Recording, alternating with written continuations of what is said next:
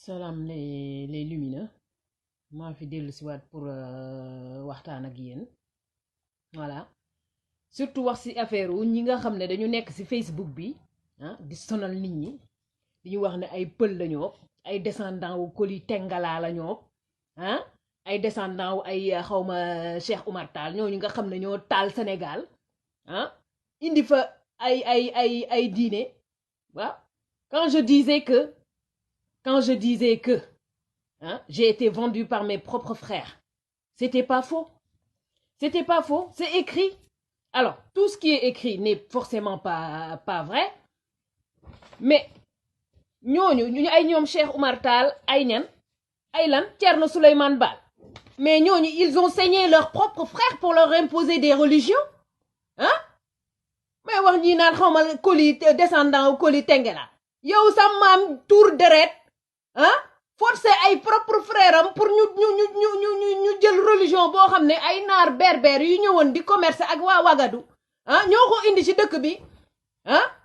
nga reylu say propre frère imposer leen loolu nga naan yow ñooñu ngay ndamo mais eux c'est des sanguinaires c'est tout ce qu'ils sont c'est des sanguinaires bu nit ñi waxee ngeen naan dañuy yàq seen religion man seen religion daf maa tax a jóg man seen religion bu fekkoonte ne sax seen religion da ngeen koo jël appliquer ko dans les règles de l'art bañ a tuur deretu kenn yéen nga may dégg ngeen bañ a jël seen propre frère sacrifier leen les ceddo ils demandaient juste à vivre tranquillement en harmonie avec tout ce qui est avec la nature avec les comment dire les hommes avec les animaux yéen ngeen di ñëw naan Koli Tengela datam ndayam laa wax datam ndayam moom ak ay sëtam moom ak ñoom Cheikh Oumar Tall seen lëfal nday ñoom ñëpp laa wax c'est des sanguinaires c'est des assassins c'est des vendus ñoom ñoo taal Sénégal moo waral tey nga gis dof yu mel ni man génn ci Facebook bi di wax di énervé wu yéen ngeen yaakaar ne lan ngeen yaakaar ne mun ngeen ñoo jël nu mu tuuti jël ay diine yoo xam ne ni moomuñu ko avec la complice bi ma doon wax mes frères sont complices c'était pas faux c'était pas faux jël di tuur deretu nit ñi les tekkuruur ay ñii naan xawma ay tukuleur fii amul tukuleur amul pël laa wax waaw sama maam sax bu ci bokkee ma ubbi la pël ndayam laa wax ñu naan lan kenn du wax pël yi kenn du wax tukuleur yi yéenay ñan seeni maam ñoo taal Sénégal laa wax les Cheikh Oumar Tall les tekkuruur fii lañ ko bind les tekkuruur ñu ngi jóge ci kii nu mu tuddati Nière Dingal actuelle région du sud ñu nga jóge ci kii tekkuruur ñu nga jóge ci migration de l'ouest de la vallée du Nil jusqu'à la vallée du Nil ñu jóge foofu noonu ñëw Fuuta Tooro les vrais tukuleurs mooy les lii les si les kan les wan les tal les aaw yéen ñooñu doomaraam yooyu indi ay num tuddati comme complot comme ak berbère yi ñu indil ñu ay diine yoo xam ne nii bokkul ci ñun moomuñu ko moomaanuñu ko ñun ñu am suñuy diine ñooñu taal Sénégal tey ñëw toog ku wax ñu naan la kii yow yàqkat nga wala de man je ne me reconnais pas dans ces religions là d'autant plus que c'est des fausses religions que vous avez vous pratiquez pas les vrais écrits vous ne le pratiquez pas waaye seen lëfal nday laa wax yéen ñëpp laa wax pël yeeg tukuleur yi ndamoo ay Thierno Souleymane Baal ak ñooñu nga xam ne dañoo saigner seeni propre frère pour imposer leen ay religion ñoom Koli Tengela ak seen lëfal nday ñoom ñëpp laa wax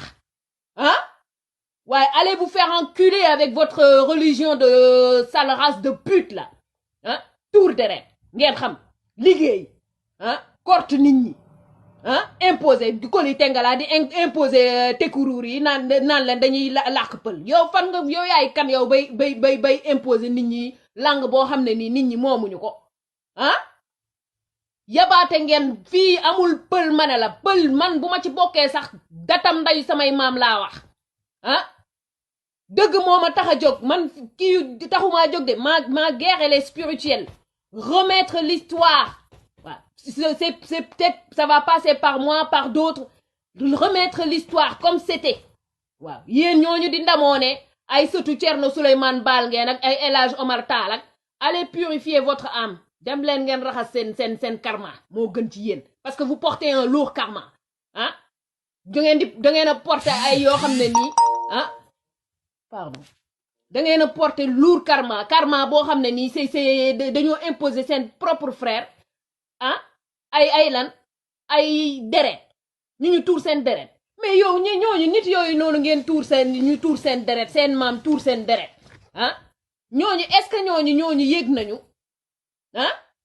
ngeen topp seeni ñooñu xaw ma ay c'est borom secte yi ñu leen di duul di leen dajale naan l'islam mooy xaw ma lan mooy njëkkte mooy mujj pratiquer leen seen l'islam ngeen bàyyi làqatu ci gannaaw secte yooyu